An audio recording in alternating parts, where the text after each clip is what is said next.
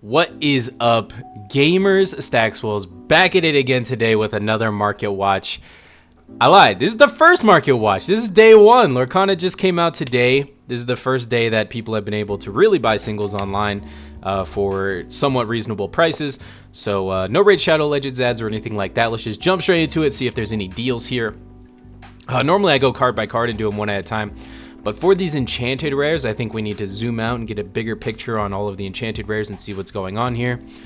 So if we look, just kind of some things we notice is Elsa is twice the price of the next best one, right? It's like Elsa's $350, then the next highest is Tinkerbell's $225, then the next highest is Mickey Mouse $223, and then everything else is about $170. So why is this? I think it's solely because of competitive play. Elsa is the most competitively viable card here. She's $350. Best competitive card here. It's not particularly close. Next best competitive card, I think, is Tinkerbell. It's close though, but the next one is Tinkerbell, $225.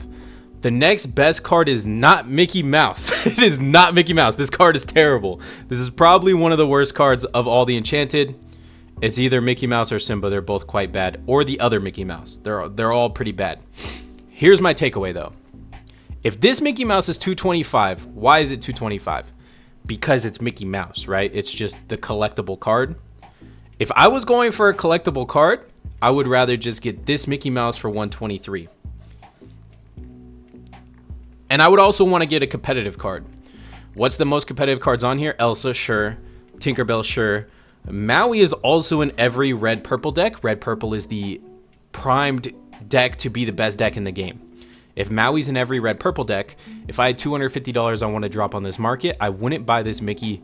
I would buy either two Mauis for my deck, or I would buy a Maui and this Mickey for collecting. I would buy the Artful Rogue for collectability and then Maui to play with. That's my philosophy approaching it. But of course, you know, do whatever you want. If you plan on playing these decks, you just want to bling them out, I think it's probably even worth waiting. You know, all of this being said, everything I just said, I want to preface this whole market watch by saying these higher end cards, these super expensive cards, I don't think are worth picking up yet. I would say wait 2 weeks, wait till all of these boxes hit the big box stores being Walmart, Target, you know, Best Buy, things like that. I'm sorry guys, my dog really wants to be in the video. He just keeps bugging me. Hi Nugget. Say hi Nugget. Hi Nugget. Sorry, I don't normally get this sidetracked. He just really wanted to meet you guys. Try to go pound for pound on these enchanteds, right? Say you pull an Aurora. Try and get a competitive card for it. You know, if someone else at your locals pulls a Tinkerbell, ask them, hey, I'll trade you Tinkerbell for Aurora and I'll throw something in. Say someone pulls a Maui. Hey, I'll just go Aurora for Maui, pound for pound. You know, if you could get good trades like that and you kind of get rid of some of these less played, less collectible enchanteds and trade up to the more competitively viable ones, I think that's going to pay off financially in the long run.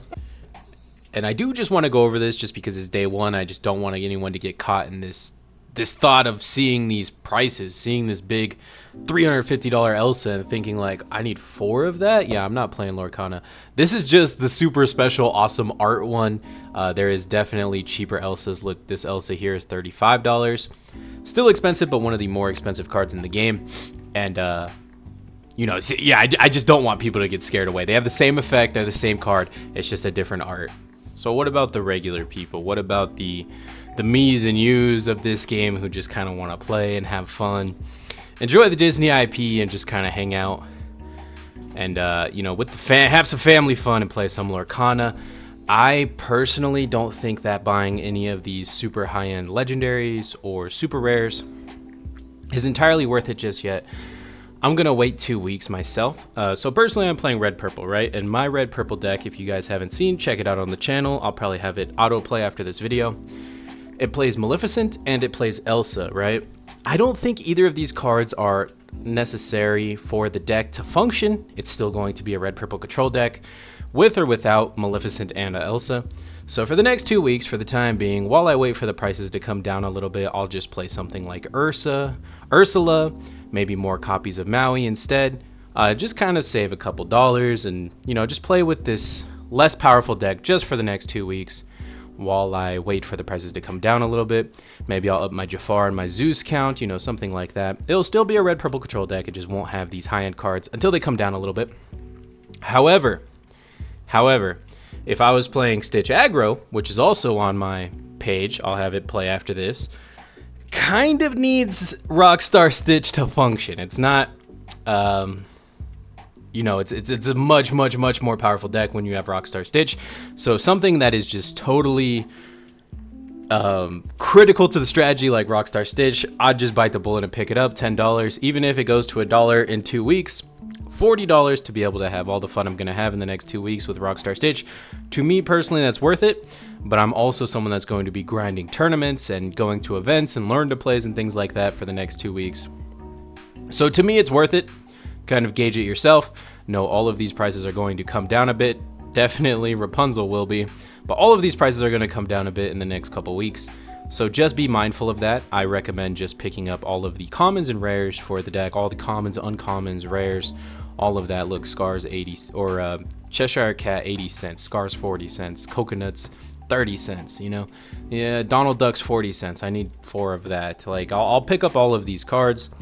It's gonna cost me like $10 for my whole deck. You know, maybe I'll play Rapunzel instead of Maleficent for the next 2 weeks. 27 cents. Maybe I'll play Tigger, 40 cents. Like, you could still build a deck and you could still have a strategy. You just don't need to get these high-end legendaries, I don't think. It's kind of my take on the market right now. Another thing I want to talk about too is this promo. Here it is, Mickey Mouse Musketeer. This card is non-foil, right? So it's same art that comes in the set already, non-foil. The only difference is it has this little 2023 Gen Con sticker here. Not sticker, it's like stamped into the card. Anyway, this is only for like the collector's collector. This is for the museum guy, you know what I mean? He's looking for all of the relics. I don't think this is even a cool card. I would rather just have the regular card in cold foil, because at least it would be foil, it would be pretty, it'd be blinged out in my deck. I'm not one for this. This little stamp here is not worth this price tag to me, and I think a lot of people are in the same boat. I think this is only at the price it's at because people are trying to get in the game, trying to get some quick flips, some quick gains, quick chicken tendies, if you will, and then you know, they're gonna just try and turn these around and make some money on them. Once all those people are gone, I think that this will come back to reality, and you know, maybe when it's back in reality, maybe like $80, I'll look at buying one. But at this current price point, you know, maybe it's for the big collectors, maybe it's for the whales, for those guys. I don't think it's for me. I don't think it's for the typical average player. You know, for this price, you could get an enchanted rare, which is like way cooler. When someone sees it, they're gonna be like, whoa, it's gonna be competitively viable, it's gonna be playable, it's gonna be so many things that this Mickey Mouse Musketeer is not, that I just don't think it's really worth it to the average person. But yeah, that's all I got to talk to you guys about. There's only one set. Not a whole lot going on. I don't want to dig too deep into the foils and all of that. I'm just going to wait. We'll do another update in a week and another one in 2 weeks. Kind of talk about where everything is and where everything's moving. That's all I got for you guys today. Thank you so much for watching. Don't forget to like, comment, rate, subscribe, and help the algorithm help me out just a little bit. I'm starting new on this channel, so every comment, every like helps a lot.